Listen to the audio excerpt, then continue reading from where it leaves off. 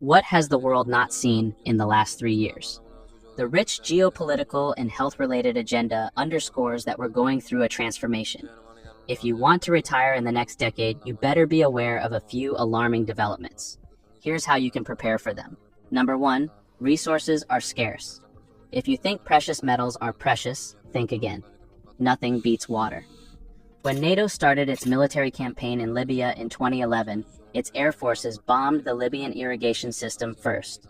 Much of the country is a desert. The country fell within months. An armed soldier is hardly a danger to anyone if he's dying from thirst. Have you ever feared not getting enough water to drink?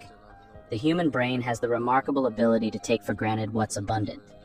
Potable water isn't abundant, though. We'll face a shortage of it in 7 years. If it doesn't feel like potable water is becoming scarce, it should. Only 0.5% of the Earth's water is available as fresh water. Now the water cycle is out of balance. Some regions of the planet get inundated, while others suffer from drought. It doesn't feel like the crisis is looming because fresh water is severely mispriced at this time, especially in states that rely on the export of oil and natural gas. This will change from one day to the next once the disaster hits. Ask Libyan soldiers. To stop underpricing water is to distribute it more equitably and to support the poor. But things will get worse before they get better. I'm not here to give you a lecture on climate change. The real problem is that we're consciously heading toward a disaster by subsidizing the fossil fuel industry. The world will soon experience a real shock from a shortage of fresh water, and someone will make a hell of a lot of money on it. Number two, social inequality is on the rise. Not everywhere, though. People run away from their home countries looking for a better life. Climate change and wars make people's existence miserable. Europe and the US have polluted the planet way more than anyone else. But the poorest regions are paying the highest price for climate change. Africa, for example. Then, the big egos start wars when they can't reach a diplomatic agreement. Again, the poorest suffer. Europe has lived through several migration waves since 2015. You can expect them to continue. We're more than 8 billion people now, and are on track to 10 billion by the end of the century. Migration isn't necessarily bad. The US GDP tends to grow when migrants arrive in large numbers. A cheap workforce is an economic boost. Problems arise when you enter a country illegally. You're not registered, pay no taxes, and have no place to live. This is slowly escalating. The big economic machine can handle this still relatively small blow, but the standard of living is in decline. You don't want to risk your life for resources if you come from a poor country. I wouldn't.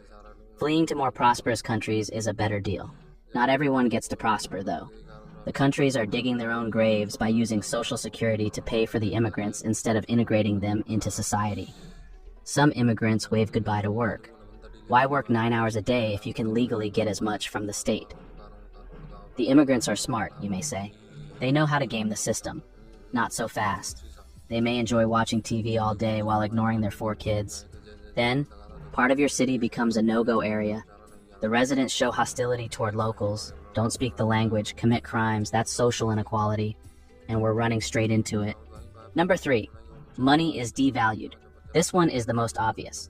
The last gold standard was buried 52 years ago. The US dollar has lost 98% of its value since then. Central banks aren't stupid. It's not desperation that makes them put more money into circulation to keep the economy growing. It's a well-thought-out strategy. They create more debt at the expense of your money. Regular folks pay for the expansionary monetary policy. Money is the only thing that loses value. Gold grows in price. There isn't more gold in the world than in 1971. The big players hold assets that gain value. This is immoral but not dumb. If you're a business owner, you know the best way to motivate your employees by increasing their wages. You raise the pricing of your product, and your customers pay more. Wage inflation is tied to economic growth. It's neither good nor bad, it's necessary. Kill inflation, and the world will get miserable. But there's a trade-off. Your higher salary isn't really higher. Chances are your paycheck grows on par with inflation, which may seem fine, but that doesn't move you toward living life on your own terms. Another month of work, but you're not a step closer to financial independence. So you find a way to make money while you're not at work. You either grow your income faster than inflation or you invest, or both. A friend named Alex has zero respect for the policymakers who print money like there's no tomorrow. He says they're wretched scumbags. There's no control over them, so it's better to focus on what companies do to manage $10 trillion than to talk about Jerome Powell. Find a way to make extra money. If you don't find a way to make money while you sleep, you will work until you die. Number 4, rising healthcare costs. Rising healthcare costs represent a significant and growing concern for retirees post-2030.